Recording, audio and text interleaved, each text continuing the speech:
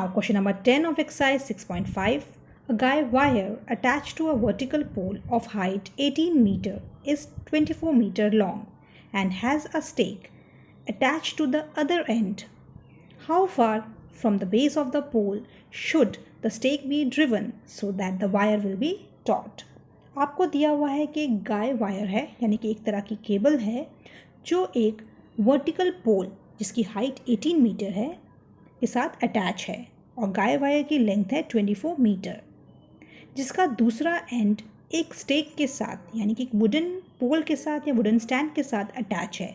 हमको find out करना है कि वो स्टेक पोल के बेस से कितनी दूरी पर लगा हुआ है ताकि वायर जो है वो टॉट रहे, यानी कि स्ट्रेच्ड फॉर्म में रहे। तो आप देखिए, हम BC आपको X दे रखा है, AB पोल 18 मीटर का है और AC जो आपकी गाय वायर है उसकी लेंथ है 24 metre.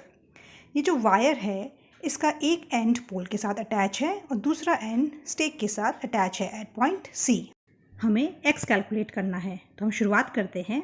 In triangle ABC angle B is equals to 90 degree, क्योंकि आप देखिए ग्राउंड आपका हॉरिजॉन्टल है और पोल आपका वर्टिकल है, तो इनके बीच का एंगल आपके 90 डिग्री का होगा।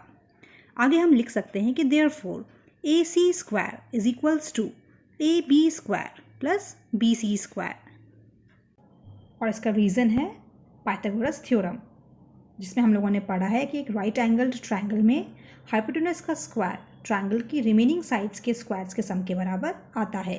अब हम वैल्यूज पुट कर लेते हैं, तो 24 का square is equals to square of 18 plus square of x। Further solve करने पे आपको मिलेगा 576 equals to 324 plus X square. अब क्योंकि आपको एक्स स्क्वायर निकालना है तो एक्स स्क्वायर को LHS में ले लीजिए, आपको मिलेगा X square is equals to 576 minus 324, जिसे सॉल्व करने पे आपको मिल जाएगा 252। तो आपका x हो जाएगा अंडर रूट ऑफ 252, जिसे कैलकुलेट करने पे आपको मिलेगा 6√7। तो हम बोल सकते हैं दैट द डिस्टेंस x, जिसको हमने BC से रिप्रेजेंट किया है, वो आपका 6√7 मीटर है। Now question number 11 of exercise 6.5. An aeroplane leaves an airport and flies due north at a speed of 1000 km per hour. At the same time, another aeroplane leaves the same airport and flies due west at a speed of 1200 km per hour. How far apart will be the two planes after 1.5 hours?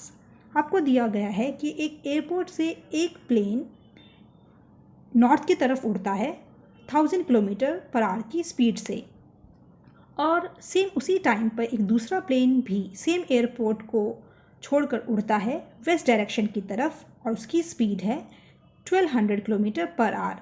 हमको ये बताना है कि 1.5 hours के बाद उन दोनों planes के बीच का डिस्टेंस कितना होगा, या वो दोनों प्लेन्स एक दूसरे से कितनी दूरी पर होंगे। तो आप देखिए, आपकी 4 डायरेक्शन है, north, south, west and east. O point को हम मान लेते हैं कि ये आपका एयरपोर्ट है।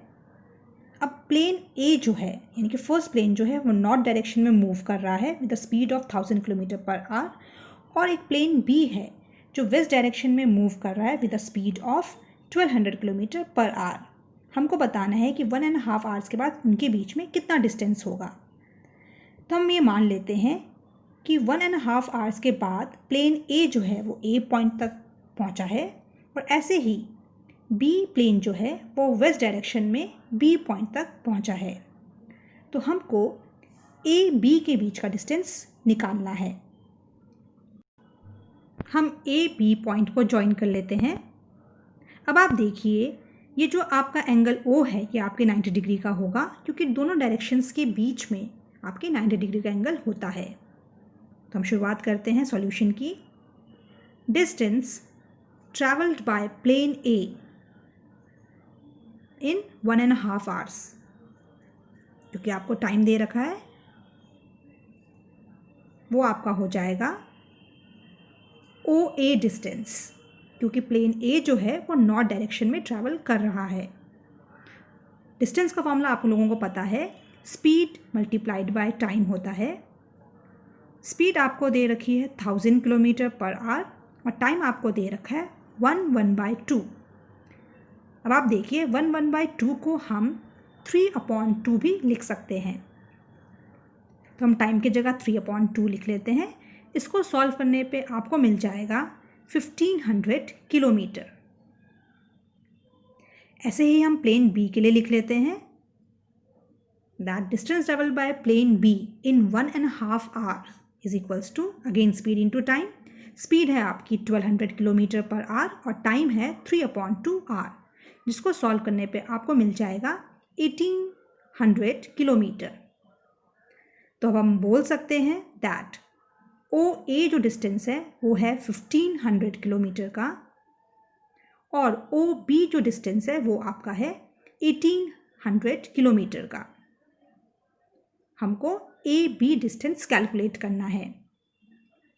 अब क्योंकि ये हमारा राइट एंगल ट्रायंगल है तो हम पाइथागोरस थ्योरम यूज करेंगे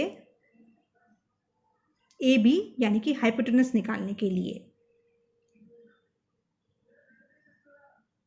तो हम लिख सकते हैं that A B square is equals to O A square plus O B square. अब वैल्यूज पुट कर लेते हैं तो आपको मिलेगा 1500 का स्क्वायर प्लस 1800 का स्क्वायर, जिसे हम लिख सकते हैं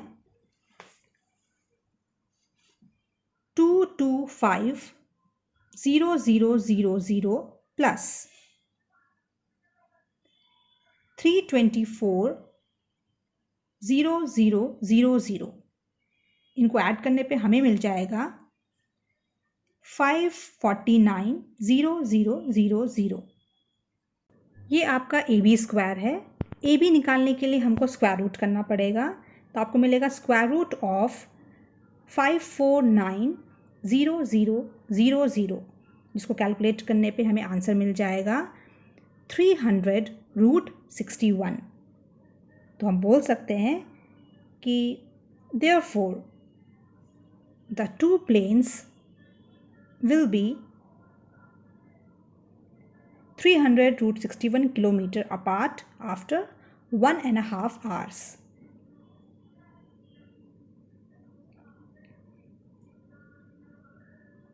Now question number 12 of exercise 6.5. Two poles of height 6 meter and 11 meters stand on a plain ground. If the distance between the feet of the poles is 12 meter, find the distance between their tops. आपको दिया गया है कि एक plane ground के ऊपर दो poles हैं जिनकी हाइट है 6 मीटर एंड 11 मीटर और इन दोनों पोल्स के फीट के बीच का डिस्टेंस है 12 मीटर।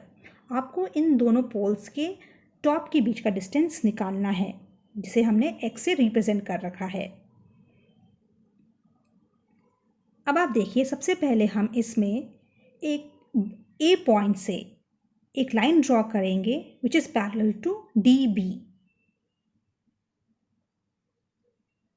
अब आप देखिए क्योंकि AEBD के पैरेलल है तो AB डिस्टेंस ED डिस्टेंस के इक्वल होगा यानी कि 6 मीटर। तो जो आपका रिमेनिंग डिस्टेंस है CE वो आपका हो जाएगा 11 - 6 दैट इज 5 मीटर। अब आप देखिए क्योंकि AE BD के पैरेलल है तो AE का डिस्टेंस भी BD डिस्टेंस के इक्वल हो जाएगा यानी कि 12 मीटर। अब क्योंकि आपका ग्राउंड और पोल एक दूसरे के साथ 90 डिग्री का एंगल बना रहे हैं तो ट्रायंगल AEC आपका 90 डिग्री का हो जाएगा। अब हम शुरुआत करते हैं सबसे पहले कंस्ट्रक्शन से। तो हमने ड्रॉ किया है लाइन AE जो पैरेलल है आपके BD के। अब आप देखिए AE जो है वो आपके BD के इक्वल है यानी कि 12 मीटर। आगे आप देखिए AB जो कंस्ट्रक्शन के कारण ED के इक्वल है और ये आपका 6 मीटर के इक्वल है। तो हम बोल सकते हैं कि CE वो आपका हो जाएगा CD minus ED। Values put कर लेते हैं तो आपको मिलेगा 11 - 6 metre is equals to 5 metre. अब हम ट्रायंगल ले लेते हैं AEC, जो कि हमारा राइट एंगल ट्रायंगल है, जिसमें एंगल E आपका 90 डिग्री का है। तो हम लिख सकते हैं that AC square is equals to AE square plus CE square using Pythagoras theorem, जिसमें हमें कहा गया है कि एक राइट एंगल ट्रायंगल में हाइपोटेनस का स्क्वायर ट्रायंगल की रिमेनिंग साइड्स के स्क्वायर्स के सम के बराबर आता है। यहाँ पे हम लिख लेंगे X square is equals to 12 का स्क्वायर प्लस 5 का स्क्वायर। तो ये हमारा हो जाएगा 144 प्लस 25, ऐड करने पे हमें मिलेगा 169। तो x आपका हो जाएगा अंडर रूट ऑफ 169। इसे हम 13 भी लिख सकते हैं। तो हम बोल सकते हैं कि therefore distance between the tops of the two poles is equals to 13 metre, जिसे हमने AC से रिप्रेजेंट किया है और जो हमारे x के इक्वल है।